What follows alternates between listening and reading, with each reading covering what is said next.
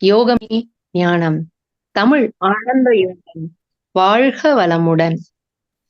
இறைவணக்கம், குருவணக்கம் இசைத்த சாந்தி அம்மா அவர்கள் வாழ்க வளமுடன். அவர்களின் அன்பு குடும்பம் வாழ்க வளமுடன். அதைத் தொடர்ந்து தெய்வீகமான மனோன்மணி தவத்தை வழங்கி இயற்றிய நமது அனார்கலி அம்மா அவர்கள் வாழ்க வளமுடன். அவர்களதின் அன்பு குடும்பம் வாழ்க வளமுடன். இந்த இணைப்பில் இணைந்துள்ள அன்பர்கள் அனைவரும் வாழ்க வளமுடன். அவர்களின் அன்பு குடும்பம் வாழ்க வளமுடன். தமிழ் ஆனந்த யோக அருட்தொண்டர்கள் அனைவரும் வாழ்க வளமுடன். அவர்களின் அன்பு குடும்பம் வாழ்க வளமுடன். அனைவரும் அருட்பேராற்றல் கருணையினால் உடல் நலம், நீண்ட ஆயுள், நிறை செல்வம், உயர் புகழ், மெய்ஞானம் ஓங்கி வாழ்க வளமுடன். வாழ்க வளமுடன். அடுத்த நிகழ்வாக சிறப்பு சிந்தனை உரை அளிக்க நமது உலகநலத் தொண்டன் திரு மனோகரன் ஐயா அவர்கள் இன்று திங்கிங் போல் வாழ்வு என்ற தலைப்பில் உரையாற்ற உள்ளார். ஐயா இந்த தலைப்பு கொடுத்தோடனே ஃபர்ஸ்ட் எனக்கு போன வாரம் ஐயா இந்த தலைப்பு கொடுத்தோடனே என்ன தோணுச்சுன்னா, நம்ம காலேஜ்லாம் படிக்கும் போது ஃபர்ஸ்ட் எம்.எஸ். உதயமூர்த்தி ஐயாவோட அந்த எண்ணங்கள்னு ஒரு படிப்போம். அந்த அப்பதான் முதல்ல அந்த எண்ணங்கள் பத்தி நம்மளுக்கு இது நிறைய இந்த எண்ணங்களால இந்த இவ்வளவு இது இருக்கான்ற மாதிரி நம்மளுக்கு தெரிய வந்தது. அப்ப அதுக்கப்புறம் நம்ம மகரிஷி சுவாமிஜிக்கு அப்புறம் வந்தது அகத்தாய்வுல ஃபர்ஸ்ட் சுவாமிஜி வச்சது எண்ணம் ஆராய்தல். அப்போ எண்ணம் ஆராய்தலுக்கு இவ்வளவு முக்கியத்துவம் கொடுக்கணும்னு அப்புறம் சுவாமிஜி கிட்ட வந்ததுக்கு அப்புறம் தான் இன்னும் தெரிஞ்சது அது. அதுக்கப்புறம் எல்லாருமே சொல்லுவாங்க நம்மளோட எண்ணம் போலதான்ப்பா வாழ்க்கை அப்படின்னு நிறைய பெரியவங்கலாம் சொல்லுவாங்க. அதுக்கப்புறம் எங்க அம்மா அப்பா அடிக்கடி ஒண்ணே என்ன சொல்லுவாங்க, நம்ம மத்தவங்க எப்படி இருந்தாலும் பரவாயில்ல. நீங்க எப்பவுமே எங்க எங்கள 3 பேரையுமே என்ன சொல்லுவாங்க, நல்லத நினைங்க, நல்லதே செய்யுங்க எல்லாருக்கும் அப்படின்னு சொல்லுவாங்க. அப்ப ஐயா அந்த தலைப்பு வந்தோனே எனக்கு அதுதான் நினைவுக்கு வந்தது. அந்த திங்கிங்ன்றது நினைத்தல், யோசித்தல், அந்த சிந்தித்தல் அப்படின்ற இது வருமா ஐயாது அப்படின்ட்டு ஒரு வாரமா ஐயா என்ன அடுத்த வாரம் என்ன பேசுவாங்க, அத பத்தி என்ன சொல்லுவாங்கன்னு ரொம்ப ஆவலா இருந்தது. அது மாரி இன்னைக்கு ஐயாவோட உரைய கேட்க எல்லாரும் ஆவலா இருப்போம். ஐயாவோட ஒரு சிறப்பான நம்ம பல உரையை கேட்டிருக்கோம். அதே மாரி இன்றும் ஐயா சிறப்பாக உரை வழங்க நம்மோட இணைந்துள்ளார். ஐயா அவர்களை தமிழ் ஆனந்த யோக அன்பர்கள் அனைவரோட சார்பிலும் வாழ்த்தி வாழ்க வளமுடன் என வாழ்த்தி வரவேற்கிறோம் ஐயா. ஐயா நீங்கள் உங்கள் உரையை துவங்கலாம் ஐயா. வாழ்க வளமுடன் ஐயா. வாழ்க வையகம், வாழ்க வையகம், வாழ்க வளமுடன். நன்றி அம்மா. உலக சமாதான பிரியர்கள் அனைவருக்கும் முதற்கண் என் வணக்கத்தை தெரிவித்துக் கொள்கின்றேன். வாழ்க வளமுடன். வழக்கம் போல் ஒரு 10 நிமிடம் மௌனம் இருக்கின்றோம். அங்கே எந்த வேலையுமே கிடையாது. அப்படியே இருக்க வேண்டியதா, எந்த விதமான முயற்சியே இருக்கக்கூடாது. அந்த மாதிரி நிலையில ஒரு 10 நிமிடம் மௌனம் இருக்கலாம், துவங்கலாம். வாழ்க வையகம், வாழ்க வையகம், வாழ்க வளமுடன்.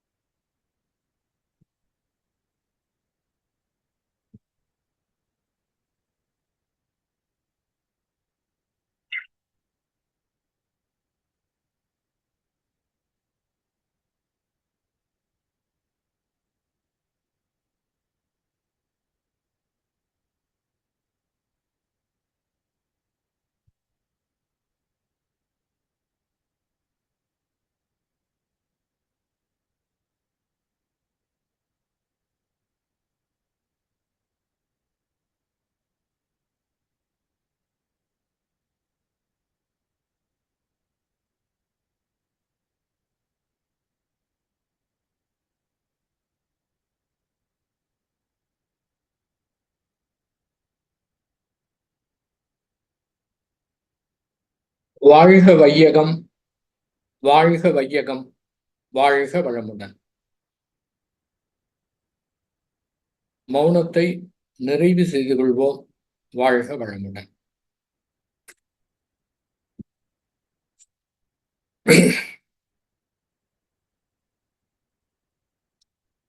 அனைவரும் இனிய வாழ்க, வாழ்க வளமுடன்.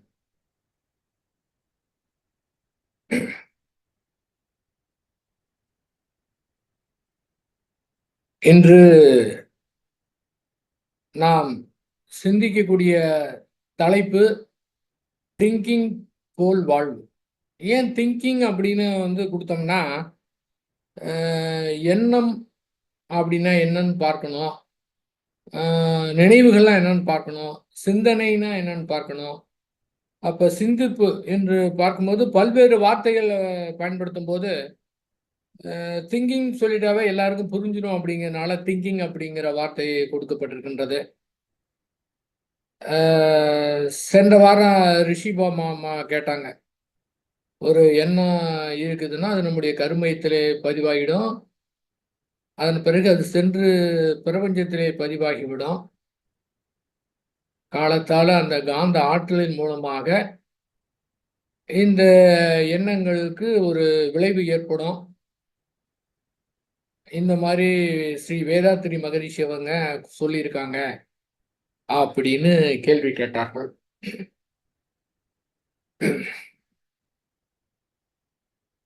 எண்ணம் போல் வாழ்வு அப்படின்னு சொல்லியிருக்கிறாங்க பெரியவங்க. இன்னொன்னு நினப்பு தான் பொழப்ப கெடுக்குன்னு சொல்லி வச்சிருக்கிறாங்க. ரெண்டுல எது கரெக்டா? ரெண்டுமே கரெக்டு தான். நல்ல எண்ணங்கள் என்னதுன்னா வாழ்க்கை ரொம்ப நல்லா இருக்கும். கெட்ட எண்ணங்களா இருந்தா அந்த எண்ணங்களே நம்முடைய வாழ்க்கையை கெடுத்து விடும். இதுதான் உண்மை. திரும்ப திரும்ப சொல்லக்கூடியது ஸ்ரீ வேதாத்திரி மகரிஷி அவர்களை பற்றி சொல்ல வேண்டும் என்றால் ஒன்றே ஒன்றுதான், அதுதான் செயல் விளைவு தத்துவம். முடிஞ்சது. இதை ரொம்ப பேர் புரிஞ்சுக்கணும், இல்லைன்னா நம்ம புரிய வைக்கணும். இதை தவிர வேற எதுவுமே கிடையாது. யாரையும் எதையும் எப்போதும் எதிர்பார்க்க வேணாம். நம்ம செயலை மட்டும் சிறப்பாக செய்யணும், அதுக்கு உண்டான விளைவு ஏற்படும். நாம் செயலை செய்து விட்டோம் என்றால் அதுக்கு உண்டான விளைவை எதிர்பார்க்கவே தேவையில்லை. நாம் எதிர்பார்த்தாலும் எதிர்பார்க்காவிட்டாலும் அதுக்கு உண்டான விளைவை ஏற்படும் அப்படிங்கிறது தீர்க்கமாக நம்ம நம்பணுங்கிறதுல. நீங்கள் நம்பினாலும் சரி, நம்பாட்டியும் சரி, புரிஞ்சாலும் சரி, புரிஞ்சுக்காட்டியும் சரி, இயற்கை அமைப்பு அதுதான். அது யார் வேணா இருக்கட்டுங்க, ஒரு சாதாரண மனிதனாக இருக்கட்டும், பெரிய ஞானியாக இருக்கட்டுங்க, 2 பேருக்குமே இந்த செயல்வழி தத்துவம் தான் மிக முக்கியமானது. முதலாவதாக இதை புரிஞ்சுக்கணும். இதை புரிஞ்சுக்காம உலகத்துல கோடானு கோடி பேர் இருக்கிறாங்க. என்ன செய்யறேன்னு அவங்களுக்கே தெரியாது. ஒரு அறியாமை. இயற்கையுடைய விதி தெரியாது, அதனுடைய ரூல் தெரியாது.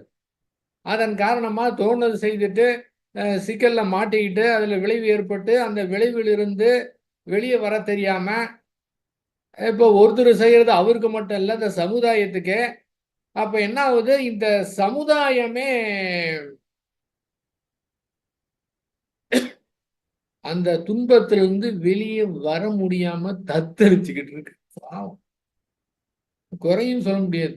தெரியணும்ல, அதை புரிஞ்சுக்கணும்ல.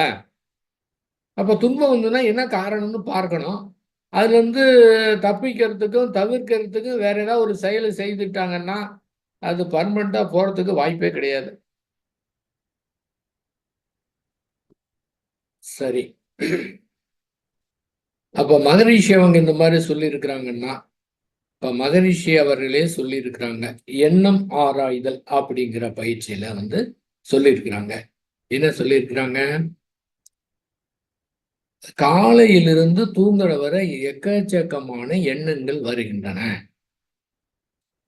நீங்க எண்ணம் ஆராய்தல் பயிற்சிக்கு அது அத்தனையும் உங்களால எடுக்க முடியுமானா எடுக்க முடியாது.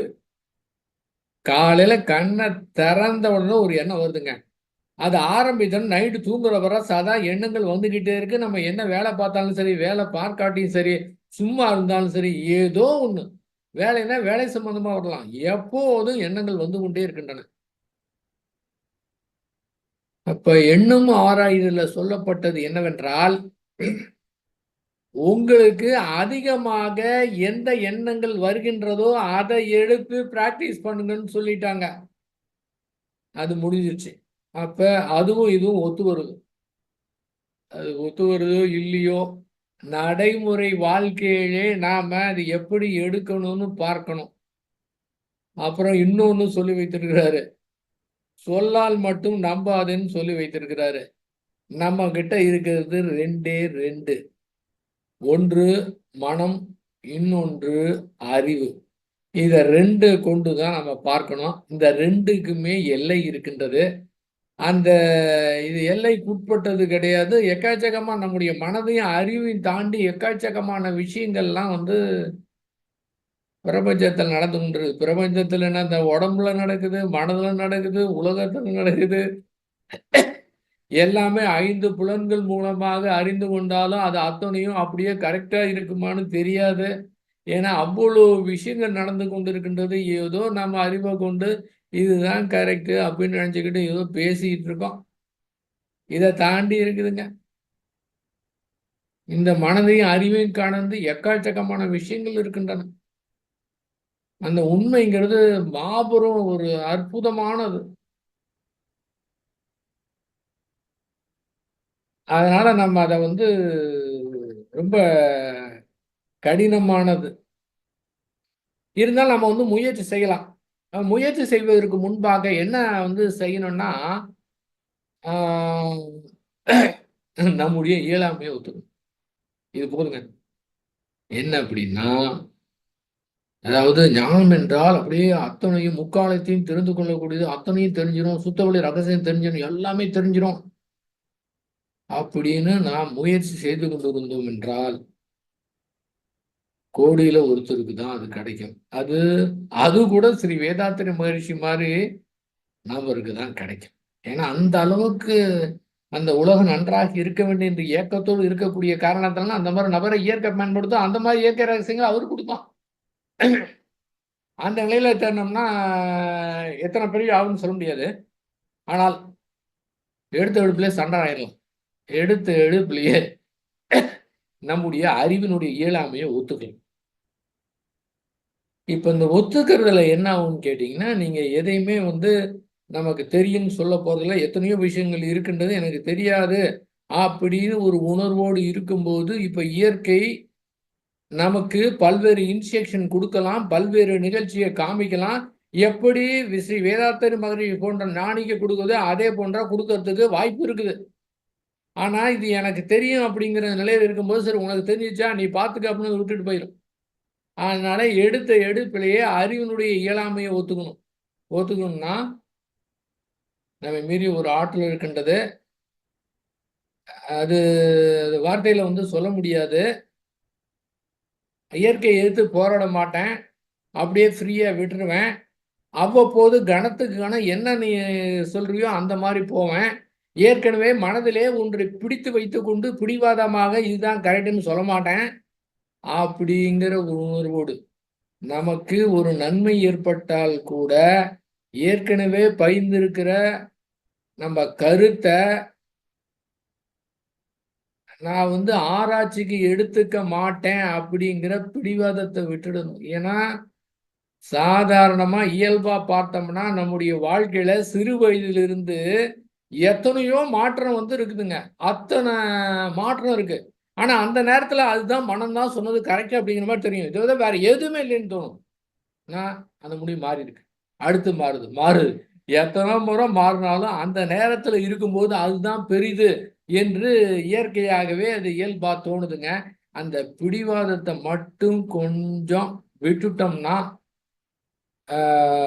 புதிதாக கருத்துகள் நமக்கு தெரிந்து கொள்வதற்கு வாய்ப்பு இருக்கின்றது.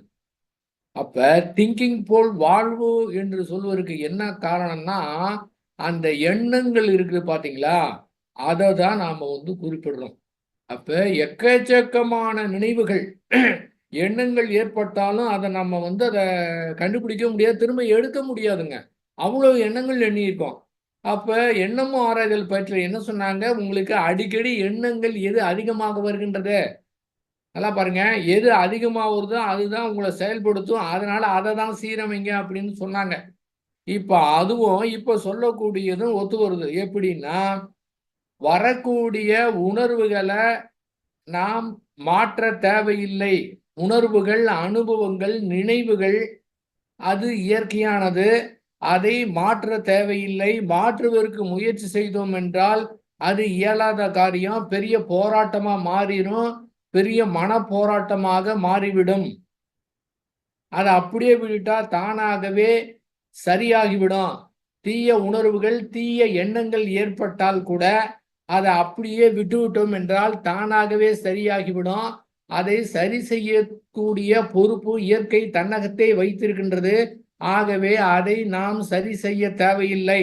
ஆனால் அந்த உணர்வை திரும்ப திரும்ப நாம் நினைக்கும் போதுதான் அதை நாம செயல்படுத்துறோம். இந்த இடத்துலதான் இந்த திங்கிங் போல் வாழும்னு சொல்லக்கூடியது இந்த இடத்துலதான். அடிக்கடி திரும்ப திரும்ப நாம நினைக்கும் போது அதுவே நாம செயலா மாற்றலாம்.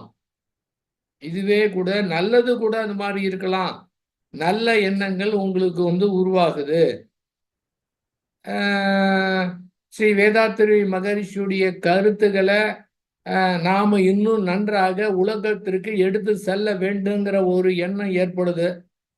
இந்த எண்ணத்தை நீங்க திரும்ப திங்க் பண்றீங்க.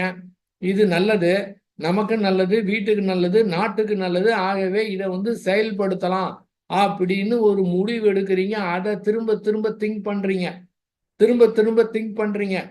திரும்ப திரும்ப திங்க் பண்ணும்போது அதுக்கு உண்டான சூழ்நிலை எல்லாமே கொடுத்துவிடும். நாம் சொல்லக்கூடியது என்னவென்றால், ஆறு போல ஓட விடுறதுன்னா எல்லாத்தையும் ஆறு போல ஓட விடணும். புறத்துக்கு வேற ஏதாவது தேவை என்றால் அதை பயன்படுத்தி புறத்துல செயல் செய்யலாம். ஏன்னு கேட்டீங்கன்னா, மனம் இல்லாம எதுவுமே செய்ய முடியாது. அதாவது எல்லாமே மனதில் தான் ஏற்படுது. மனம் இல்லாம புறத்துல எதுவுமே செய்ய முடியாது. அந்த நினைவுகள் இருக்கும். ஆனால் அதை ஒரு ஆறு போல ஓட விட்டு விட்டோம் என்றால் இப்ப என்ன ஆகும்? அது நமக்கு ஒரு பாதிப்பை ஏற்படுத்தாது. அப்ப எக்கச்சக்கமான உணர்வுகள், எண்ணங்கள், அனுபவங்கள் ஏற்படுகின்றன. அது நமக்கு புற தேவைக்கு வேண்டுமென்றால் பயன்படுத்திக்கலாம். அதுக்காக எல்லாத்தையும் அப்படியே விடுறது கிடையாது. புற தேவைக்கு வேண்டுமென்றால் அதை எடுத்து சிந்தனை செய்து சிந்தித்து திங்க் பண்ணி நமக்கும் நல்லதா, ஊருக்கும் நல்லதா அதை செய்யலாம். அது ரொம்ப நல்லது. அதுல ஒன்றும் பிரச்சனை கிடையாது. ஆனால் இந்த மாதிரி எண்ணங்களே வரக்கூடாது. அப்படியே ஒரு தாட்லெஸ் இதுக்கு போயிடணும், ஒன்றுமில்லாததுக்கு போயிடணும் அப்படின்னு முயற்சி செய்தோம் என்றால் அது முடியுமா என்றால் அது முடியாது. அப்படியே அது முடிந்து விட்டது என்றால் கூட அது ஒரு மனோ லயம் அப்படின்னு தான் சொல்லலாம். அதனால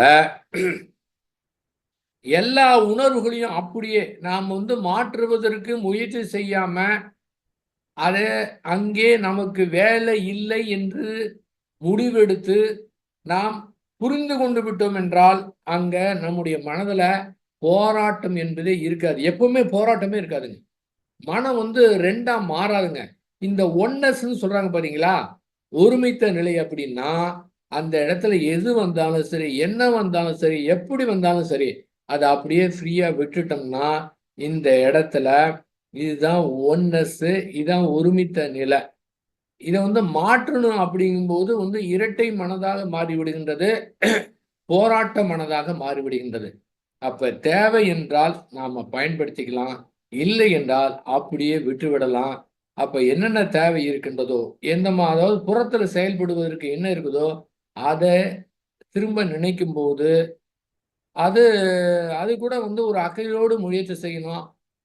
வெறுமனே நினைச்சுக்கிட்டு இருந்தா நடக்காது, அதுவும் நடக்காது. அதை கூட என்ன சொல்றோம், இதை எல்லாமே விட்டுட்டு அதாவது செயல்ல தான் கான்சென்ட்ரேட் பண்ண சொல்றது. அது இருக்கட்டும் விடுங்க, எண்ணம் போல் வாழ் எல்லாம் இருக்கட்டும் விடுங்க. ஆனா நம்ம முக்கியத்துவம் எதுக்கு கொடுக்கணும், செயலுக்கு கொடுக்கணும் அப்படிங்கிற முறையில அந்த மனதை பயன்படுத்தி, அறிவை பயன்படுத்தி, அறிவினுடைய புத்தி கூர்மையை பயன்படுத்தி செயலை மிக சிறப்பா செய்து அதுக்கு உண்டான விளைவை நம்ம அனுபவிக்கலாம். இதை பத்தி நினைக்கவே தேவையில்லை. செயல் தான் நம்முடைய கவனம் அத்தனையுமே. இந்த செயல் கவனம் எப்போ வரணும் அப்படின்னா இந்த அகத்தை பொறுத்தவரை அங்க நமக்கு வேலையே கிடையாது அப்படின்னு அந்த சாப்டரை க்ளோஸ் பண்ணிடணும். இன்னும் என்னன்னா ஆன்மீகத்தையே க்ளோஸ் பண்ணிடணும். ஆன்மீகத்துடைய நோக்கம் என்ன? ஆன்மீகத்தோட நோக்கம் அறிவிலே முழுமை பெற வேண்டும், அறிவிலே முழுமை பெற வேண்டும், ஞானம் அடைய வேண்டும். ஞானம் என்பது நம்மிடத்திலே இயல்பாக இருக்கின்றது. இதுவும் எத்தனையோ பெரியவங்க சொல்லி வச்சுட்டாங்க. நீயே பெருள் நீயே கடவுள்னு சொல்லி வச்சுட்டாங்க. அப்ப அதை கொண்டு பார்க்கும்போது அந்த இது நம்மிடத்திலே இருக்கின்றது, இயல்பாகவே நம்மிடத்துல இருக்கின்றது என்று புரிந்து கொண்டு விட்டோம் என்றால் அந்த இயற்கையை எதிர்த்து போராட முடியாது, நம்முடைய மன உணர்வுகளை எதிர்த்து போராட முடியாது, நம்முடைய அனுபவங்களை எதிர்த்து போராட முடியாது, அதை அப்படியே நான் ஏற்றுக்கொள்கின்றேன் என்று புரிந்துவிட்டால் இருப்பதுதான் ஞானம். ஹையஸ்ட் அல்டிமேட் அப்படிங்கிறது என்ன? இப்ப நாம எந்த நிலையில இருக்கோ அதுதாங்க ஞானம். ஏங்க என்னங்க அப்படி சொல்றீங்க? மற்ற ஞானியும் நம்மளால கம்பேர் பண்ண முடியுமான்னா, நிஜமாகவே இப்போது எப்படி இருக்கின்றோமோ இதுதான், நமக்கு தெரிந்த வகையிலே இதுதான் அப்படின்னு நாம நினைத்துட்டாலே போதுங்க. இல்லைன்னா எத்தனை வித முயற்சி எடுத்தாலும் அதை அடைய முடியாது. அப்ப இந்த இதை புரிந்து கொண்டு விட்டோம் என்றால் இப்ப ஆன்மீகத்தை க்ளோஸ் பண்ணிடலாம்.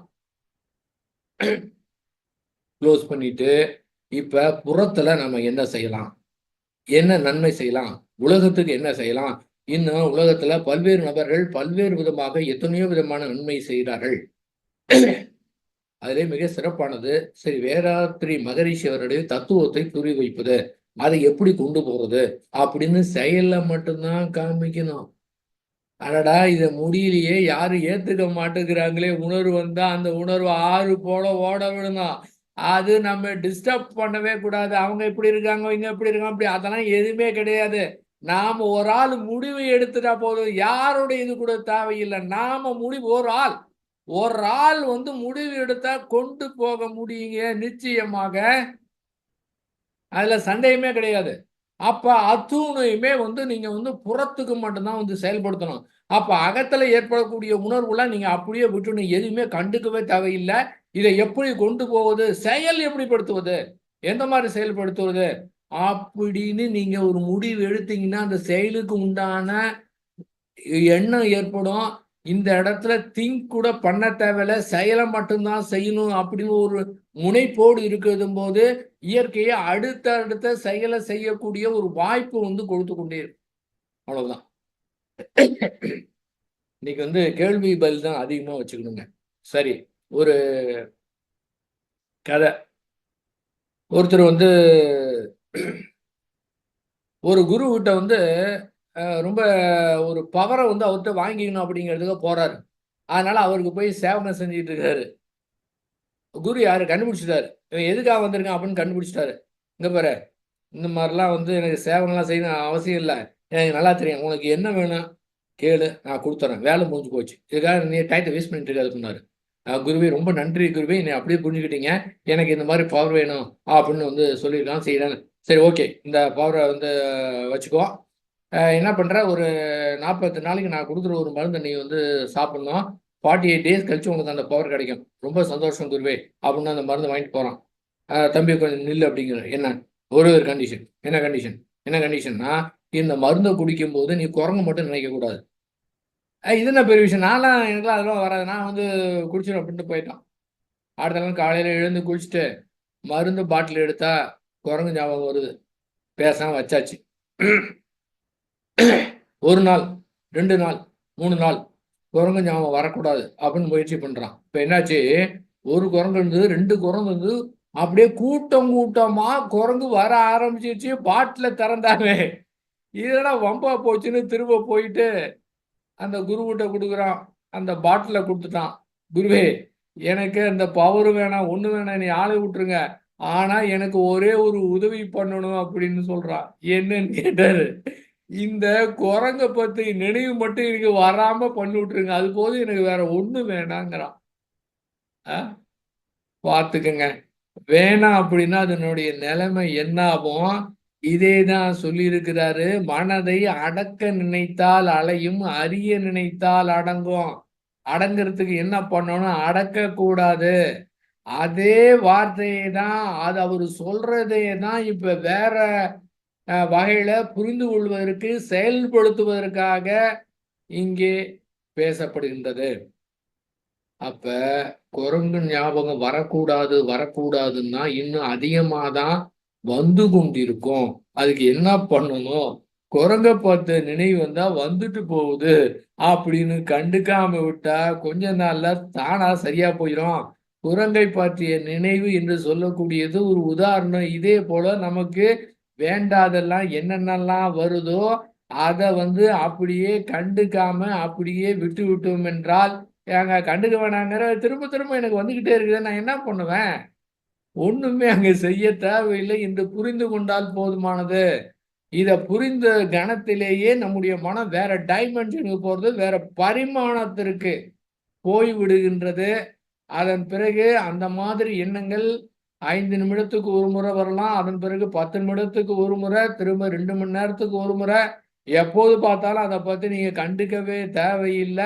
அதன் பிறகு என்னாகும்? ஒரு நாளுக்கு ஒரு தடவ அதுக்கப்புறம் உங்களுக்கு அது வந்ததே தெரியாது. திரும்ப நீங்க மறந்தே போயிருவீங்க. திரும்ப எப்பவுமே வராது. இது மாரி எத்தனையோ இது கூட வரும். எத்தனையோ நிகழ்ச்சிகள் நம்முடைய வாழ்க்கையிலே நடந்திருக்கின்றது. ஆகவே எந்த மாதிரி உணர்வாய் இருந்தாலும் சரி, அதை சீரமைக்க தேவையில்லை. அந்த உணர்வுகள் எதற்காக இயற்கை கொடுத்திருக்கின்றது என்றால், அந்த அத்துணை உணர்வுகளுமே நம்முடைய நன்மைக்காகத்தான் கொடுக்கப்பட்டிருக்கின்றது. இந்த உணர்வுகளே இருக்கக்கூடாது என்றால் வாழ்க்கையை நடத்த முடியாது. புற செயலை சிறப்பாக செய்ய முடியாது. பயம் வருகின்றது என்றால் சில சமயத்துல பயம் தேவைப்படும். இயற்கை அது தெரியாமையா கொடுத்துருக்குது. சில பயம் வரும். ஒரு தவறு செய்யலாம்னு நினைக்கும் போது ஒரு பயம் வருது. ஆஹா, இந்த மாதிரி செய்துட்டோம்னா ஒரு பய உணர்வு வருது. என்ன வருது? இது வெளியில தெரிஞ்சுட்டா என்ன பண்றது? வெளியில தெரியலன்னா பிரச்சனை இல்ல. வெளியிலே தெரிந்து விட்டால் என்ன செய்வது? சமயத்தில் நமக்கே கூட குற்ற உணர்வு ஏற்படலாம். இந்த மாதிரி ஒரு பயம் வந்தோன்னா அது செய்யாம நிறுத்துறது. அந்த பயம் உதவி செய்யுது. நான்லாம் எதுக்கும் பயப்பட மாட்டேன். என்ன வேணாலும் செய்வேன். என்ன துணிச்சலா செய்வேன் அப்படின்னு தப்பா போய் துணிச்சலா செய்ய முடியுமா? அது கொடுக்கும்ல அது. இயற்கை அத இண்டிகேட் பண்றதுக்கு பல்வேறு உணர்வுகளை கொடுத்திருக்குது. அத்தனை உணர்வுகளும் பார்த்தோன்னா மிக அற்புதமா இயற்கை கொடுத்திருக்குதுங்க. அதனால கம்ப்ளீட்டா வேணாம்னு சொல்ல முடியாது. சில சமயத்துல நடைமுறையில இருக்கும்போது அந்த உணர்வுகள் அவங்கவங்க இயல்புக்கு தகுந்த மாதிரி எக்ஸஸா வந்துடும். அவ்வளவுதான். ஆனா அதை சீரமைக்கிறேன் அப்படின்னு போகும்போது முடியுமான்னா அந்த குரங்கு கதை மாதிரிதான் எப்பவுமே முடியாது. ஆனால் அதற்கு உண்டான தீர்வு என்னென்றால் அது இயற்கையானவை, இயல்பானவை. அது தானாக தோன்றிவிட்டு தானாக மறைந்து விடுகின்றது. ஆகவே அதை நாம் ஒன்றுமே செய்ய தேவையில்லை என்று புரிந்து கொண்டு முடித்து எடுத்து விட்டோம் என்றால் மனம் ஃப்ரீயாயிரும். அது மனம் தானாவே ஆறு போல ஓட ஆரம்பிச்சிடும். ஆறு போல் ஓட விடுதுன்னா அது வேலை கிடையாது. எப்போதும் ஆறு போல் ஓடிக்கொண்டிருக்கின்றது. ஆறுனா கூட மெதுவா போற மாதிரி இருக்கும். மின்னல் ஆறுன்னு சொல்லலாம். அந்த அளவுக்கு தொடர்ந்து எண்ணங்கள் வந்து கொண்டே இருக்கின்றது. அதுல குறுக்கிடவே தேவையில்லை. அது மட்டும் இல்ல, நன்றாக நாம் நினைவிலே ஒன்று எடுத்துக்கொள்ள வேண்டியது என்னன்னா, எக்கச்சக்கமான எண்ணங்கள் வருது. அதெல்லாம் நம்மளெல்லாம் ஏதாவது நம்மள அதை பொருட்படுத்துறோமா? ஏன் பொருட்படுத்துறது இல்ல? அது சர்வசாதாரண வரும் போயிட்டே இருக்கு. ஆனால் ஒரு மனவேதனை, ஒரு பிரச்சனை என்று ஏற்படும்போது அந்த இடத்திலே மனதுல வலி ஏற்படுகின்றது, வேதனை ஏற்படுகின்றது. அந்த மனதனுடைய வலியும் வேதனையும் நம்மை அறியாமலே ஈர்க்கின்றது. ஈர்த்து இதை சரி பண்ணணும் அப்படின்னு சொல்லி சரி செய்வதற்கு முயற்சியை செய்கின்றது. அது முடியல, மேலும் துயரம் அதிகமாகுது. சில பேர் இதை தாங்க முடியாம தற்கொலை ஸ்டேஜுக்கே போயிடுறாங்க. அந்த அளவுக்கு பாடா படுத்தி எடுக்குது. இதுல இவ்வளவு பிரச்சனையே கிடையாது. Very simple, very simple. என்னவென்றால் அந்த உணர்வுகள் அப்படித்தான் இருக்கும். யாராவது சொல்லிட்டாங்கன்னா மனது கஷ்டமா தான் இருக்கும் அப்படின்னு அந்த கஷ்ட உணர்வை, துன்ப உணர்வை அப்படியே ஏற்றுக்கொண்டோம் என்றால் ஓடிவிடும். ஏங்க வலியின போய் துன்பத்தை வாங்கி சொல்றீங்களா? வலியின போய் வாங்க சொல்லல, வந்ததை அப்படியே ஏத்துக்க சொல்றது. துன்பம் வந்தா ரொம்ப நல்லதுன்னு போய் செயல் செஞ்சு துன்பமா வாங்க சொல்றோம். அதை சொல்லல. நம்மை மீறி ஒரு எப்ப மாதிரி எந்த மாதிரி உணர்வு ஏற்படும் சொல்ல முடியாதுங்க. அந்த மாதிரி ஏற்படும் போது அதை அப்படியே விட்டு விட்டோம் என்றால் விடுறது அப்படின்னா என்ன? விடுறது எப்படி விடுறதுன்னு கேட்கக்கூடாது. அங்க ஒண்ணுமே நம்ம செய்ய தேவையில்லைங்கிறத புரிஞ்சுக்கணும். இவ்வளவுதான். அதை மாற்றுவதற்கோ வேற எதுவுமே செய்ய தேவையில்லை என்று புரிஞ்சுக்கணும். சும்மா இருக்கணும். ஏங்க சும்மா எப்படி இருக்கிறது? அந்த மாதிரியும் கேள்வியும் கேட்கக்கூடாது. அந்த இடத்திலே நமக்கு வேலை கிடையாது. அதை சீரமைக்கக்கூடிய பொறுப்பு நமக்கு கிடையாது என்று புரிந்து கொள்ள வேண்டும். முடிவு எடுக்க வேண்டாம். ஒரு டைரக்டர் சொல்றாரு, நம்ம சினிமா நடிக்கிறோம். டைரக்டர் சொல்றாரு, நீங்க வந்து இப்போ கோவம் வர மாதிரி நடிங்க, பயம் வர மாதிரி நடிங்கிறாரு. இது நாம கொண்டு வரோம். பயம் வர மாதிரி நடிக்கலாம், கோவம் வர மாதிரி நடிக்கலாம். நாம கொண்டு வந்ததை நாம கட் பண்ண சொன்னா நம்ம நிறுத்திக்கலாம். ஆனா நடைமுறை வாழ்க்கையிலே நாம அதை கொண்டு வரோம். அங்க ஏற்பட சூழ்நிலைக்கு ஏற்றாற் போல நம்முடைய அந்த சூழ்நிலையின் போது நம்முடைய இயல்பு என்னவோ அந்த இயல்பு வருது. சில பேருக்கு வந்து சுபாவத்திலே பயந்த சுபாவமா இருப்பாங்க. அவங்களுக்கு பயத்தை வந்து கொடுக்கும். ரோட்ல போயிட்டு இருக்கோம், அங்க எங்கேயோ வந்து ஒரே கும்பலா இருக்குது. நமக்கு ஒரு இயல்பாவே நமக்கு பயந்த சுபாவம்னு வச்சுங்களேன். சரி அங்க எதுக்கு போயிட்டு வம்பு அப்படின்னு வேற தெருவு புகுந்து போயிடுவோம். சில பேர் பயம் இருக்காது. அவர் அங்க போறாரு. 2 பேர் வீணா பேசிட்டு இருக்காங்க. அவருக்கு கோபம் வருது. ஏன்னா அவருடைய இயல்பு கோபம். நம்முடைய இயல்பு பயம். அப்ப என்ன ஆகுது? அந்த சூழ்நிலைக்கு ஏற்றாற் போல அந்த உணர்வுகளை அது வந்து கொடுக்குது. அப்ப நான் வந்து பயம் இல்லாம இருப்பேன். இது வேற தெருவுக்கு தப்பி போக மாட்டேன். அந்த இடத்த போய் என்னன்னு பார்ப்பேன். இதெல்லாம் தேவையில்லாத விஷயம். பய உணர்வு இருக்கா? ஏத்துக்கிறேன். முடிஞ்சு போச்சு. யாருக்கும் நிரூபிக்க வேண்டிய அவசியம் கிடையாது. பய உணர்வு ஏற்படுது, நான் ஏத்துக்கிறேன். கோப உணர்வு ஏற்படுது, நான் ஏத்துக்கிறேன். ஆனா அது வெளிப்புறத்துல எப்படி செய்யணும் அப்படிங்கிறத பொறுத்து இருக்கு. கோபம் வந்துன்னா என் இயல்பு, ஆனா கத்திருவேன்னு வந்து சொல்ல முடியாது. அது புற வாழ்க்கையில அதை டீல் பண்ணும்போது இந்த உணர்வை நீங்க திங்கிங்கா மாத்தும் போதுதான். எப்படி? கோபம் வருது, கோபம் வந்த உடனே அதை அப்படியே விட்டுக்கிட்டீங்க, தானே சரியா போயிடும். அந்த கோபத்தை கையில எடுத்துக்கிட்டு எனக்கு கோபம் வந்து நியாயம் என்று நியாயப்படுத்தும் போது, முடிவு எடுத்தும் போது அதை வந்து செயலா காமிக்கிறோம். இதையே வந்ததுன்னா அதை எடுத்துக்கொண்டு இது எப்படி நமக்கு நம்ம கிட்ட குறையே இல்லாம கூட நம்ம நல்லா செஞ்சுக்கிட்டு நம்ம கிட்ட ஏதாவது திட்டுனாங்கன்னா நம்ம கோபம் வருதுன்னா அது வந்து இயல்பு. ஆனா அவங்கள எப்படி கோபம் இல்லாம ஹேண்டில் பண்றதுன்னு தெரிஞ்சுக்கணும். எப்படி அதை நகைச்சுவாக சொல்லி மற்றவங்களுக்கு புண்படுத்த மாதிரி இருக்கலாம் அப்படின்னு அதை ஹேண்டில் பண்ண கத்துக்கணுமே தவிர, எனக்கு கோபமே வரக்கூடாது முயற்சி பண்ணீங்கன்னா அந்த குரங்கு கதை தான். எனக்கு பயமே வரக்கூடாது அப்படின்னா குரங்கு கதை தான். எத்தனை உணர்வுகள் இருக்கு, என்ன அழகா அது கொடுத்துருக்குது. அதை போய் ஏன் வேணான்னு வந்து சொல்லணும்? அப்ப உணர்வுகள் அத்துணையுமே அப்படியே விட்டு விட்டோம் என்றால் அரை வினாடியில அதனுடைய ஆயுள் அரை வினாடி தான். அரை வினாடியிலே அது சரியாகி போய்விடும். முடிஞ்சிச்சா? நீங்க வேற வேலையை பார்க்கலாம். எவ்வளவு வேலை கிடைக்குது. நான் இதை வந்து இது கூட போராடிக்கிட்டு இருந்தா டைமே வேஸ்ட். நம்முடைய 75% எனர்ஜி இதுக்கே வேஸ்டா போயிருதுங்க. புற செயலை கூட செய்ய முடியாது. டயர்டாகி படுத்து தூங்கிடுவோம். சரி மூடு சரியில்லை, நாளைக்கு பார்த்துக்கலான்ட்டு. இதை மட்டும் போராடுறதுக்கு நம்ம பிரச்சனைக்கு போராடாம ஃப்ரீயா இருந்தோம்னா அப்படியே எனர்ஜி வந்துகிட்டே இருக்கும். எனர்ஜி வரக்கூட தேவையில்லை. அதுல செலவாகக்கூடிய 75% எனர்ஜியை இங்க செயல்படுத்தினோம்னா அறிவு சிறப்பா செயல்படும். இப்ப இந்த அறிவுக்கு மனம் வந்து உதவி செய்யும்.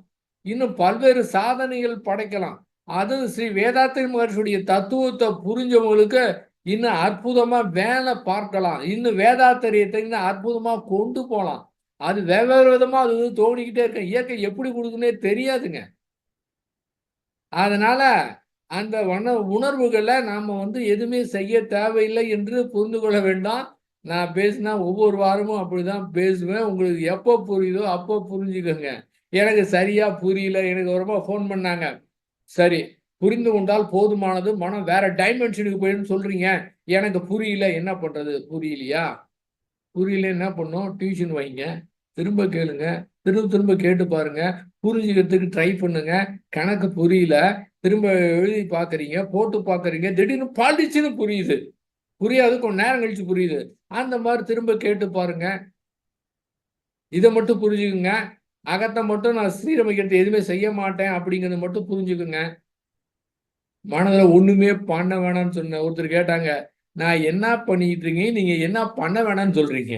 நான் என்ன செய்துகிட்டு இருக்கிறேன், நீங்க ஒண்ணுமே பண்ண வேணாம்னு சொல்றீங்களே, நான் என்ன செஞ்சுக்கிட்டு இருக்கேன், ஒண்ணுமே பண்ண வேணாம்னு சொல்றீங்க. அப்போ ஒன்றுமே செய்ய வேண்டாம் என்றால் மனதை பொறுத்தவரை எதுவுமே செய்ய தேவையில்லை என்று புரிந்து கொண்டாலே போதுமானது. சரி, இன்னொரு ஜென்கரை. ஒரு புகழ்பெற்ற ஒரு ஜென் குரு இருந்தார். அவருடைய வழிகாட்டுதல ரொம்ப பேர் வந்து நல்ல வாழ்க்கையை நடத்தி கொண்டிருக்கின்றார்கள். அதுல ஒரு ஆள் வந்தாரு. கிட்டத்தட்ட ஒரு 3-4 வருடத்துக்கு முன்பாக அங்க சீடனா இருந்த ஒரு ஆள் வந்தாரு. வந்துட்டு எனக்கு ஒரு குழப்பம்னு சொன்னாரு. என்னன்னு கேட்டாரு. நீங்க கற்றுக் கொடுத்த வழிமுறைகளை தவறாமல் நான் செய்து கொண்டிருக்கின்றேன். ஆகவே நான் ரொம்ப மன நிறைவாக இருக்கின்றேன். உங்களுக்கு மிக்க நன்றி அப்படின்னாரு. குரு சொன்னார், மகிழ்ச்சி. அப்புறம் எதுக்கு ஏதோ ஒரு சந்தேகம்னு சொன்னீங்க? அதாவது நீங்க கற்றுக் கொடுக்கக்கூடிய வழிமுறையை நான் செய்து கொண்டிருக்கின்றேன். அதே சமயத்துல தப்பி தவிர சில தவறுகளையும் நான் செய்து விடுகின்றேன். உங்களுடைய வழிமுறையை பின்பற்றி செய்து சில தவறுகளை நான் செய்த காரணத்தினாலே என்னுடைய மனது அளவிலே மிகவும் கூனி குறுகி போகின்றேன். கூனி குறுகி போயிடுறேன். எனக்கு ரொம்ப குற்ற உணர்வா இருக்கு. இதுதான் எனக்கு குழப்பம். உடனே குரு சிரித்தார். சரி, என்னுடைய வழிமுறையும் செய்யற சில தவறுகளும் செய்து விடுகிறாய். இந்த ரெண்டையுமே அப்படியே விட்டுடு. அதாவது இந்த மாதிரி என்னுடைய வழிமுறையை பின்பற்றுகின்றேன் என்று பெருமிதம் அடையாதே, பெருமை அடையாதே.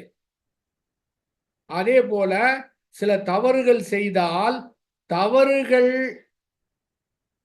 செய்ததற்கு குற்ற உணர்வும் அடையாத. அப்ப பெருமையும் பட்டுக்க வேணாம், குற்ற உணர்வும் பட வேணாம். ரெண்டையும் அப்படியே ஃப்ரீயா விட்டுட்டு ஆறு போல ஓட விட்டுட்டு ஒரு குறிப்பிட்ட காலகட்டத்துல 2ல 1 கட்டாயிரும். அச்சச்சோ, 2ல 1 கட்டாயிருமா? உங்களுடைய வழிமுறை கட்டாயிடுச்சுன்னா நான் என்ன பண்ணுவேன்? அதுவும் நல்லது.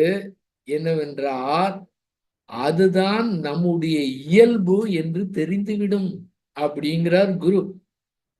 அப்ப நம்முடைய இயல்பு இதுதான் என்று தெரிந்துவிட்டால் இயல்பை எப்படி மாற்றுவது குருவே அப்படின்னு கேட்கிறான். அதுக்கு அவர் சொல்றாரு, இயல்பெல்லாம் மாற்ற முடியாது அப்படின்னு புரிஞ்சுக்க. இதுதான் முதலாவதா சொன்னது. அறிவினுடைய இயலாமை ஏற்றுக்கொள்ளுங்கள் என்று சொன்னது காரணம் வந்து இதுதான். ஒரு புத்தகத்தை படிக்கிறான், ஒரு லெக்சரை கேட்கிறான், வேதாந்த மகர்ஷியுடைய கேசட்லாம் கேட்கிறான். அது கேட்டவுடனே உற்சாகம் ஏற்படுகின்றது. ஆகா, இந்த மாதிரி நடந்து கொள்ள வேண்டும், இன்னைக்கு நாளை காலையிலேருந்து இந்த மாதிரி நடக்கணும் அப்படின்னு நினைக்கிறோம். தூங்கி எழுந்துன்னு காலையில எல்லாமே மறந்து போயிருது. அதற்கு என்ன காரணம்? அங்கே நம்முடைய இயல்பு இருக்குது. நம்ம என்ன வேணாலும் ஆசைப்படலாம். என்ன மாதிரி ஆசைப்படலாம்? ஆசையே இருக்கக்கூடாதுன்னு ஆசைப்படலாம். கோபம் வரக்கூடாதுன்னு ஆசைப்படலாம். அனாவசியமான முறையற்ற பால் உணர்வு ஏற்படக்கூடாதுன்னு ஆசைப்படலாம். எல்லா வேணாலும் ஆசைப்பட்டுக்கலாம். ஆனா இயல்பு என்று ஒன்று இருக்கின்றது. அதுதான் முன்ன வந்து கொண்டிருக்கின்றது. ஏன் இயல்பு என்றால் என்ன? இயல்பு என்றால் நாம் பெற்ற பதிவுகள் பெற்றோர்கள் இருந்து வந்தது. நாம வளர்ந்த விதம், வளர்க்கப்பட்ட விதம், நாம் சிந்தனை செய்த விதம், சிந்தித்த விதம், நாம் செய்த செயல் அத்துணையுமே அந்த இடத்திலே அடிமனதிலே பதிவாயிருக்கின்றது. அதுதான் அவ்வப்போது சூழ்நிலைக்கு ஏற்றார் போல இயல்பாக எடுத்து கொடுக்கின்றது. இந்த இயல்பு இருக்கிறப்ப வெளியில எப்படி வேணா ஆசைப்பட்டுக்கலாம். இயல்பு அப்படி இருக்க என்ன பண்ண முடியும்? என்ன பண்ண முடியும்? நம்முடைய இயல்பு தானே, அதை ஏத்துக்கிட்டா முடிஞ்சு போச்சு. அப்ப இயல்பை எப்படி மாற்றுவது அப்படின்னு அந்த குருகிட்ட அந்த சீடன் கேட்கிறான்.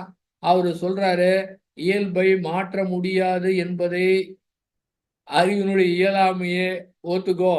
நீ என்ன பண்ணு, உள்ளுக்கிற வர உணர்வெல்லாம் அப்படியே கண்டுக்காம உன்னுடைய முழு கவனத்தையும் செயல்ல ஈடுபடு. செயல் செயல் செயல் செயல் செய்து கொண்டே இருந்து கொண்டே இரு. குறிப்பிட்ட காலகட்டத்துல இந்த செயல் விளைவு காரணமாக, செயலின் காரணமாக உன்னுடைய இயல்பே மாறிடும். எதுவுமே இருக்காது. என்ன அற்புதம் பாருங்க. ஆனால் நான் இயல்பை மாற்றி அமைச்சே தீருவேன், தீவிரமாக தியானம் செய்து, தீவிரமாக தவம் செய்து, இன்னும் என்னென்னலாம் உலகத்துல சொல்லியிருக்கிறாங்களோ அதெல்லாம் ஃபாலோ பண்ணி என்னுடைய இயல்பை மாற்றுவேன் என்றால் அங்கே பயங்கரமான போராட்டம் ஆரம்பிச்சிடும். ஆனா என் இயல்பு இப்படிதான், எனக்கு இப்படிதான் இருக்குது அப்படின்னு அதை முழுமையா ஏற்றுக்கொண்டு, இயல்பை ஏற்றுக்கொண்டு போராடாமல் விட்டு விட்டோம் என்றால், செயலை மட்டும் கவனம் செலுத்தினோம் என்றால் எப்படி இருக்கும்? அப்ப இயல்பு போயிடும். எந்த மாதிரி இருந்தாலும் சரிங்க. ஏன்னு கேட்டீங்கன்னா, அது 6 போல் ஓட விடும்போது எல்லாம் ஓடிரும். இங்க பிரச்சனை என்பதற்கு வாய்ப்பே கிடையாது. அப்ப நாம ஒன்ற திரும்ப திரும்ப நினைக்கக்கூடிய காரணத்தினால நம்ம வாழ்க்கையிலே சிக்கல் ஏற்படுகின்றது. அந்த திரும்ப திரும்ப நினைக்கக்கூடிய அந்த திங்கிங் தான் நிறுத்த சொல்றோம். அது வருதே, நான் என்ன பண்ணுவேன்? என்னை அறியாமலே வந்துருது, என்ன பண்ணுவேன்? நைட்டு தூக்கத்துல எழுந்துட்டேன், ஒரு கவலை வந்தது. கிட்டத்தட்ட 1 மணி நேரமா நான் கவலைப்பட்டுட்டு இருக்கிறேன். வீட்ல எல்லாரும் நிம்மதியா நல்லா கொறட்டை விட்டு தூங்கிட்டு இருக்கிறாங்க. நான் மட்டும் இந்த ஒரு பிரச்சனையின் காரணமாக, கவலையின் காரணமாக 1 மணி நேரம் தூக்கம் இல்லாம ரொம்ப அவஸ்தைப்படுறேனே, என்ன பண்றது? அந்த எழுந்த உடனேயே, தூக்கத்துல எழுந்த உடனேயே அந்த மாதிரி எண்ணம் வந்ததில்ல, அந்த மாதிரி கவலை வந்ததில்ல. அத அப்படியே கண்டுக்காம விட்டுருங்க. கவலை அப்படிதான் வரும். எனக்கு வரக்கூடாதுன்னு நினைக்காதீங்க. அப்படிதான் வரும். ஏதாவது பிரச்சனைனா அப்படிதான் வரும். அது தூங்க விடாது.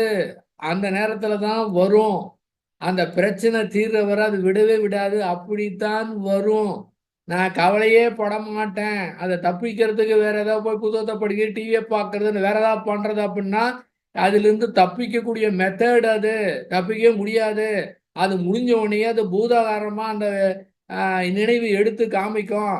அது காமித்தாலும் சரி, 1/2 மணி நேரம் தூக்கம் கெட்டு திரும்ப திரும்ப அதையே நம்ம வந்து திங்க் பண்ணி கொண்டு இருந்தாலும் கூட, இந்த மாதிரி 1 மணி நேரமாக நம்மை அறியாமலே அந்த பிரச்சனைய திரும்ப திரும்ப நாம திங்க் பண்ணிவிட்டோம். இந்த திங்கிங் கூட நம்மை அறியாமல் ஏற்பட்டது என்று நினைத்து நீங்க முடிச்ச உடனேயே அதுவும் காணாம போயிடும். என்ன ஈஸி பாத்தீங்களா? ஆனா எனக்கு வரக்கூடாது, இந்த பிரச்சனை வந்து நான் எப்படி விடுபடுவது அப்படின்னு நீங்க திரும்ப திரும்ப நினைக்கும் போது அதுதான் இன்னும் பிரச்சனையை அதிகப்படுத்தி விடுகின்றது. இந்த இடத்திலே அந்த திரும்ப திரும்ப திங்க் பண்றோம் பாத்தீங்களா, இது அப்படியே வந்துடும். நம்மை அறியாமலே வந்து செயலாக மலர்ந்து விடுங்க. இதுதான் சொன்னாங்க மகரிஷி. ஒரு எண்ணத்தை உள்ளே விட்டு விட்டோம் என்றால் அதை அப்படி வெளியே ஈஸியாக துரத்த முடியாது. வெளியே அனுப்புவது சாதாரண காரியம் அல்ல. நீங்கள் செயலுக்கு கொண்டு வராவிட்டால் கூட இந்த எண்ணம் இன்னொரு மனதிலே புகுந்து அது செயலுக்கு வந்துவிடும் சொன்னதுக்கு காரணம் தான். அப்ப அந்த திங்கிங் என்பத அப்படியே வந்தால் கூட 1 மணி நேரம் திங்கிங்ல டிராவல் பண்ணா கூட இது கூட என்னை அறியாமல் வந்து விட்டது அப்படின்னு நினைத்த மாத்திரத்திலே அதனுடைய பலம் குறைந்து போய் அது சர்வசாதாரணமா ஓடி போயிடும். உங்களுக்கு அந்த அளவுக்கு தொந்தரவு கொடுக்காது. அதாவது பிரச்சனைகள் அத்துணையுமே எல்லாமே அகப்பிரச்சனை தான். புறத்தெல்லாம் ஈஸியா வந்து பிரச்சனையை வந்து ஈஸியா முடிச்சிடலாங்க. சில பிரச்சனை முடியலன்னா அப்படியே விட்டுறலாம். சரி, காலமெல்லாம் அப்படிதான் இருக்குன்னு அதை கூட ஏத்துக்கலாம். ஆனா அகத்தை பொறுத்தவரை தீர்க்க முடியாதுங்கிறது எதுவுமே கிடையாது. அது மட்டும் இல்ல, ஸ்ரீ வேதாத்திரி மகரிஷி வந்து புறப்பிரச்சனைக்கு சொல்லி இருக்கிறாங்க. தீர்க்க முடியாத பிரச்சனை கிடையாது. அதாவது திறக்க முடியாத பூட்டு கிடையாது, சரியான சாவி போலன்னு அர்த்தம். அதே போல தீர்க்க முடியாத பிரச்சனை கிடையாது, சரியான முறையில நாம் தீர்வு காணவில்லை என்றுதான் அர்த்தம் சொல்றாங்க. அப்ப அதையும் வந்து புறத்தரக்கூடிய பிரச்சனையை கூட தீர்க்க வேண்டும் என்றால் அகத்துல வந்து பிரச்சனை என்பது நமக்கு அங்கே வேலையே கிடையாது. அத்துணுமே அகப்பிரச்சனை தான் பிரச்சனையா இருக்குது. புறப்பிரச்சனையில வந்து கார் ஓட்டிட்டு போயிடும், திடீர்னு கார் ரிப்பேர் ஆயிடுச்சு, நின்றுடுச்சு, இது ஒரு பிரச்சனை. இரவு நேரம், பெண்கள் வேற கூட இருக்கிறாங்க. இது என்ன பண்றது? பக்கத்துல எங்கேயாவது ஃபோன் நம்பர் வாங்கி ஏதாவது நெட்ல தேடி பக்கத்துல ஒரு மெக்கானிக்கை கூப்பிட்டு அழைச்சிட்டு வந்து இது சரி பண்ணணும், இந்த பிரச்சனையை அப்படிதான் டீல் பண்ணணும், இந்த பிரச்சனையும் இல்லாம சரி பண்ணிட்டு நிம்மதியா வந்து டிராவல்ல வந்து நம்ம கண்டினியூ பண்ணலாம் இந்த மாதிரி வெளியிருக்கிற பிரச்சனைக்கு நிச்சயமாக மற்றவங்களுடைய உதவி தேவைப்படுகின்றது. ஆனால் நம்முடைய அகத்துல இருக்கக்கூடிய பிரச்சனைக்கு யாருடைய உதவியுமே தேவையில்லை, நாம் ஒன்றுமே செய்ய தேவையில்லை என்று புரிந்து கொண்ட மறு கணத்திலே அது சரியா போயிடும். இங்க யாருடைய உதவியும் தேவையில்லைங்க, வேற எந்த உதவியும் தேவையில்லை. நம்முடைய புரிதல் மட்டுமே அந்த இருக்கிற அகத்துல இருக்கிற பிரச்சனை தானாகவே சரியாகிவிடும். இங்கு வேற ஒன்றுமே செய்ய தேவையில்லை, ஒன்றுமே செய்ய தேவையில்லை. சும்மா இருந்தா போதும், வரக்கூடியது அப்படியே விட்டு விட்டால் போதுமானது. ஆனா இரவு நேரத்துல கவலைங்கிற பேர்ல நம்ம கையில எடுத்தோம்னா நாம தான் கீழே வைக்கணும். அப்ப செயல்ல கவனமாக இருந்தோம் என்றால், செயல் மட்டும்தான் நம்ம எப்பவுமே செயல் செய்யணும் அப்படிங்கிற முறையில இருந்தோம் என்றால், நமக்கு இயற்கையே அற்புதமாக அந்த இன்ஸ்ட்ரக்ஷன் கொடுக்க ஆரம்பிச்சிரும், நமக்கு வழிமுறைகள் கொடுக்க ஆரம்பிச்சிரும். அப்போ வாழ்க்கையில சிறப்பாக நம்முடைய செயலை செய்ய முடியுங்க. அப்படி பார்த்தோம் என்றால் உணர்வுகள் இயற்கையானவை, அழகானவை. அது புரிந்து கொண்டதுக்கு பிறகு அது எந்த மாதிரி அதனுடைய அதிசயத்தை பார்த்தோம்னா, அந்த மனிதனுக்கு கொடுத்த உணர்வு, அது அதிசயம் பார்த்தோம்னா ரொம்ப ரசிக்கலாங்க. அப்ப எல்லாமே ரசிக்கக்கூடிய தன்மையில இருக்கும். அங்க எதிர்க்கக்கூடிய நிலையில இந்த போராட்டம் என்பதே இல்லாம போயிருங்க. எப்பவுமே நீங்க ஃப்ரீயா இருக்கலாம், ரொம்ப ஜாலியா இருக்கலாம். இதை பொறுத்தவரை ஒண்ணுமே கிடையாது. அதனால அது மாதிரி இருந்தா கவலை வராது, பிரச்சனை வரணும், அது வரத்தான் செய்யும். இந்த புரிந்தவங்களுக்கும் சாதாரண மனிதர்களுக்கும் என்ன வித்தியாசம்னா, சாதாரண மனிதர்கள் அது விடுபடுவது ரொம்ப லேட்டாகவும் கஷ்டமா இருக்கும். ஆனா புரிஞ்சவங்க சீக்கிரமா, ஏன்னா இந்த மனம் வேற டைமென்ஷனுக்கு போயிருக்கிற காரணத்தால என்ன ஏற்பட்டாலும் சரி உடனே கொஞ்ச நேரத்திலேயே அது ஓடிடும், அந்த பாதிப்பை ஏற்படுத்தாது. ஆனா புரிந்து கொண்டாலும் பிரச்சனை ஏற்படத்தான் செய்யும். மனதளவிலே இது பண்ணிட்டு புற அளவில் இதை என்ன செய்யலாம், எப்படி தீர்க்கலாம் அப்படின்னு நம்மளால தீர்க்க முடியலன்னா இதுல எக்ஸ்பர்ட் யார் இருக்கிறாங்க அப்படின்னு கேட்டு அவங்களுடைய அறிவை பயன்படுத்தி சிறப்பாக நம்முடைய காரியத்தை செய்ய முடியும். அப்ப புறத்திலே வெற்றி பெற வேண்டும் என்றால் அகத்திலே தோல்வி அடைய வேண்டும். அகத்துல தோல்வி, புறத்திலே வெற்றி. இந்த புரிதல் ஏற்பட்டவர்கள் நன்றாக நினைவில் வைத்திருக்கணும். இந்த புரிதல் ஏற்பட்டவர்கள் இந்த இடத்துல ஒரு எச்சரிக்கை கொடுக்கப்படுகின்றது. என்னவென்றால், அகத்துல ஒண்ணுமே செய்ய தேவையில்லை அப்படின்னு ஒரு ஜாலி நிலைக்கு வந்துட்டாங்கன்னா அவர்கள் உலக கடமையிலிருந்து விடுபடுவதற்கு வாய்ப்பு இருக்கின்றது. ஏனென்றால் அத்தனை பேரும் ஆன்மீகத்திலே முன்னேற வேண்டும் என்பதற்காக எத்தனையோ பேரு வீட்டை விட்டு துறந்து முழுமையாக தன்னுடைய வாழ்க்கையை அர்ப்பணித்து அந்த துறவு நிலையை தான் ஞானம் அடைய முடியும்னு எத்தனையோ பேர் போயிருக்கிறாங்க. ஏன், புத்தரே போயிருக்கிறாரு, அவரு முடிச்சிட்டாரு. ஆனா போனவங்க எல்லாம் முடிக்க முடியாது. ரமண மகரிஷிக்கு 16 வயதுல கிடைத்து விட்டது. திருவண்ணாமலைக்கு போயிட்டாரு. அவங்க அம்மா தேடிட்டு வாப்பா வீட்டுக்கு வந்திருப்பா, அது மாதிரி இருக்காதப்பான்னு கண்ணீர் விட்டு அழறாங்க. அதுக்கெல்லாம் அசையவே இல்லை மனுஷன். ஒரு பெற்ற தாய் கண்ணீர் விட்டு அழறாங்க, அதுக்கு கூட அசரவே இல்லை. அப்ப இந்த மாதிரி போனவங்க எல்லாம் சாதாரணமான ஆட்களா? நிச்சயமா கிடையாது. ஒரு முடிவெடுத்து ஆன்மீகத்துல அந்த ஞானத்தை அடையணும்னு போனாங்க. அந்த மாதிரி எல்லாம் போகவே தேவையில்லை. அப்படியே இருந்த இடத்துல இருந்து குடும்பத்துல இருந்து கொண்டு வேதாத்திரி மகரிஷி அமைத்த மாதிரி குடும்பத்துல இருந்துகிட்டு பிசினஸ் பண்ணிக்கிட்டு வேலைக்கு போயிட்டு ஞானத்துல அடையலாங்கிறது இப்போது ஒரு நேருக்கு நேரா நமக்கு கிடைத்திருக்கின்றது. அந்த மாதிரி அகத்துல ஒன்றும் வேலை இல்லைன்னு முடிவு பண்ணிட்டாரு வச்சுங்களேன், சமயத்துல என்ன ஆகும், அங்கேயே முடிச்சாச்சு ஜாலியா இருக்கலாம் அப்படின்னு புற வாழ்வை சில பேர் அதை புறக்கணிப்பதற்கு வாய்ப்பு இருக்கின்றது. அந்த மாதிரி காரியத்தை செய்யக்கூடாது. ஒண்ணு. அடுத்ததாக அந்த உணர்வு வருது பாத்தீங்களா, அந்த உணர்வு அப்படியே கண்டுக்காம விட்டா போதும். ஒரு முறை ஏற்பட்டதான், ஒரு முறை புரிந்ததுதான். ஏன்னா வேற டைமென்ஷனுக்கு போயிடுது. ஒரு ட்ரெயின் போயிட்டு இருக்கு, என்ன பண்ணுது, ஒரு தண்டவாளத்துக்கு இன்னொரு தண்டவாளத்துக்கு இன்ஜின் மாற்றப்படுது. ஒரு இன்ஜின் இன்னொரு தண்டவாளத்துக்கு சேஞ்ச் பண்ணி போயிட்டு இருக்கு. முடிஞ்சா தண்டவாளம் மாறினதா எல்லா பேட்டியும் தானா வருங்க. அது மாதிரி புரிந்தது தான் அந்த இயல்பையை மாற்றி அமைச்சிடலாம். ஆனா இந்த இடத்திலே வரக்கூடிய உணர்வுகளை பார்த்து அக்கறையோடு இருக்கணும். அக்கறை இல்லை என்றால் இந்த புரிந்துகள் கூட இந்த சமுதாயத்திலே தன்னை அறியாமலே தவறு செய்வதற்கு வாய்ப்பு இருக்கின்றது. அந்த மாதிரி தவறு செய்துட்டாங்கன்னா அவங்களுக்கு ஞானம் அடையல, புரிதல் இல்லைன்னு சொல்ல முடியாது. புரிந்தது புரிந்ததுதான். ஆனா வெளிப்புற வாழ்க்கையிலே மிக சிறப்பாக இருக்க வேண்டும். அதுதான் மிக முக்கியமானது. யாரு போல ஓட விட்டுட்டாங்கன்னா அது அவங்களுக்கு அந்த ஒரு வந்துடும். இருந்தாலும் சமயத்துல அந்த அந்த போதிய கவனம் இல்லைன்னா இந்த இடத்துல என்னன்னா பொறுமை கூட இல்லைங்க. இந்த இடத்துல நல்ல பயன்படுத்தக்கூடிய வார்த்தை என்னவென்றால் நிதானம். நிதானமா இருக்கணும். எந்த மாதிரி உணர்வுகள் எப்படி வந்தாலும் நிதானமாக புற செயலில் ஈடுபடும் போது நல்ல செயல் மட்டும்தான் செய்யணும். ஸ்ரீ வேதாத்திரி மகரிஷி அவங்க சொல்ற மாதிரி யாருக்கும் துன்பம் கொடுக்காம துன்பம் கொடுக்கக்கூடிய துன்பம் படுறவங்களுக்கு அதனுடைய துன்பத்தை போக்கணும். ஏன்னா மைனூட்டா அந்த ஆராய்ச்சி செய்து பார்த்தா அது என்ன அற்புதமா அமைத்திருக்காங்க அப்படின்னு அதை புரியுங்க. அதனால அங்க ஜாக்கிரதை உணர்வோடு இருக்கணும். ஏன்னா புரிதல்ங்கிறது சாதாரண போயிடுச்சு. இப்போ அதாவது புலியே ஜெயிச்சாச்சு. பூனைகிட்ட தோத்தரக்கூடாது. பூனைங்கிறது புறத்துல இருக்கிற செயல். அந்த இடத்துல கவனமா இருந்து இப்போ புலியை ஜெயிச்ச மாதிரி பூனையும் ஜெயிச்சு காமிக்கணும். புறத்துல இருக்கிற காரியத்தை மிக சிறப்பா செய்யணும். அதற்கு அந்த உணர்வுகளை கண்டுக்காம இருந்தனா சிறப்பா செய்ய முடியும்.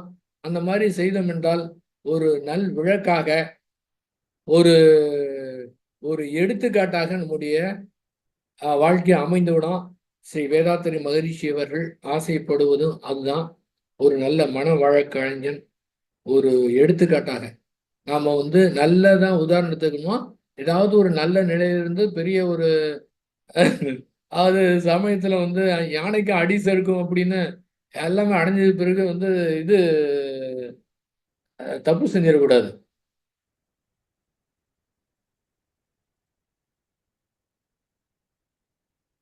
அப்ப அந்த மாதிரி ஒரு தவறு செய்து விடக்கூடாது. அப்ப செயல்ல அந்த மாதிரி கவனத்தோடு நிதானத்தோடு செயலை செய்யணும். அப்போ உள்ளத்துல நாம ஒரு ஞானியாக வெளிப்புறத்திலே ஒரு சாதாரண மனிதனாக அந்த செயல் செய்யணும்னா யாரு நாம எல்லாத்துக்கும் நமக்கு திறமை இருக்காது. இதில் யாரு எக்ஸ்பர்ட் எப்படி வெட்டுக்கு முடிக்கிறது அப்படின்னு பல பேர் எடுத்தாதான் இப்போல்லாம் நெட்டுலாம் கழிச்சிச்சு. நல்லா நம்ம நல்லா பயன்படுத்தி தெளிவா சிந்தனை பண்ணி அந்த காரியத்தை வெட்டுக்கினா முடிக்கணும். அப்ப புறத்துல ஞானி, வெளிப்புறத்துல விஞ்ஞானி. அகத்திலே குழந்தை, புறத்திலே அகத்திலே ஞானி. அகத்திலே குழந்தை, புறத்துல அறிவுள்ள குழந்தை. அகத்திலே ஞானி, புறத்திலே ஒரு சாதாரண மனிதன். ரொம்ப சாதாரணமாக போயிட்டு வரணும். அந்த மாதிரி ஞானியெல்லாம் அடைஞ்சிட்டா ஞானியில் அடித்த புகழ்லாம் எதிர்பார்க்க கூடாது. எதுவுமே தேவையில்லை. புகழுக்கு மயங்கக்கூடாது. சரி வேதாத்திரி மகரிஷி அவர்கள் சொல்வது புகழ் வேண்டும் வேண்டும் என்ற வேட்பை அது புகழ் அணுகாமல் துரத்தும் சக்தியாகும் அப்படிப்பார். புகழ்ல ஒண்ணுமே கிடையாது. எதுலையுமே ஒண்ணுமே கிடையாது. ஆகவே நம்முடைய நோக்கம் எல்லாரும் நல்லா இருக்கணும், உலகம் அமைதியா இருக்கணும். அதுக்கு உண்டான செயலை நாம செய்ய வேண்டும். அதற்கு உணர்வுகளை கண்டுக்காம விட்டு விட்டோம் என்றால் சிறப்பா நம்முடைய செயலை செய்ய முடியும் என்று கூறி வழக்கம் போல அந்த போர் இல்லாத நல்லுலகம் வேண்டும். என்ன பண்ணலாம்னா நம்முடைய தனி மனிதனுடைய அந்த அமைதியை நிறுத்தி வைத்தால் இதனுடைய அலை பெரிய மாபெரும் மாற்றத்தை ஏற்படுத்தும். அது இல்லாம இப்போ ஈரான் வேற ஆளில்லாத ஏவுகணையும் ட்ரோனையும் விட்டு இங்க ஏற்படுத்தி இவருக்கு இஸ்ரேல்காரனுக்கு கோபம் எல்லா நாடும் சொல்றாங்க அவருக்கு பதிலடி கொடுக்காதீங்க, இந்த பெரிய பிரச்சனை ஆயிரும் அப்படின்னு. இல்ல நான் பதிலடி கொடுத்தே தீர்வேன் அப்படின்னு அந்த தளபதி சொல்றாரு. என்னதான் வேணும் உங்களுக்கு? சாதாரணமான புரிஞ்சிக்க மாட்டேங்குதுங்களே. இவ்வளவு பெரிய ஆளுங்களா இருந்துகிட்டு சாதாரணமான ஒரு மனிதனுடைய உணர்வு கூட வரமாட்டேங்குது. இருந்தாலும் நாம வாழ்த்துவோம், நல்ல வாழ்த்துவோம், உணர்வுபூர்வமாக வாழ்த்துவோம், அன்பும் கருணையுமாக வாழ்த்துவோம், அத்தனை மக்களையும் நினைந்து நாம வாழ்த்துவோம். அப்புறம் போதை இல்லாத தமிழகம். டாஸ்மாக் போதைப் பொருள் வேற எக்கச்சக்கமா எத்தனையோ கோடி சம்பாதிச்சிருக்காங்களா. என்ன எத்தனை கோடி சம்பாதிச்சு என்னதான் பண்ண போறீங்கன்னு தெரியல.